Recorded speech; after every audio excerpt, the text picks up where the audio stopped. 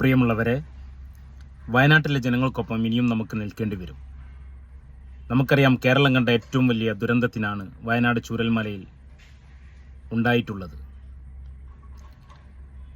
ആ ദുരന്തം ഒറ്റക്കെട്ടായാണ് കേരളത്തിലെ ജനത, മലയാളികൾ നേരിട്ടത്. പലരും സന്നദ്ധ പ്രവർത്തകരായും സാമ്പത്തികമായും അവരവരാൽ കഴിയുന്ന സഹായങ്ങളെല്ലാം ആ ചൂരൽമലയിലെ വയനാട്ടിലെ ജനങ്ങൾക്കായി ചെയ്യുകയുണ്ടായി. എന്നാൽ സന്നദ്ധ പ്രവർത്തനവും രക്ഷാപ്രവർത്തനവും ഒക്കെ നിർത്തിവെച്ച് ഇന്ത്യയുടെ പ്രധാനമന്ത്രിയും കേരളത്തിൽ നിന്ന് ജയിച്ചു പോയ കേന്ദ്രമന്ത്രിയുമൊക്കെ അവിടെ സന്ദർശനം നടത്തി പ്രതീക്ഷകൾ അർപ്പിച്ച് പോവുക എന്നല്ലാതെ ഒരു നയാ പൈസ പോലും വയനാട്ടിലേക്ക് ചെലവഴിക്കാൻ തരാൻ തയ്യാറായിട്ടില്ല.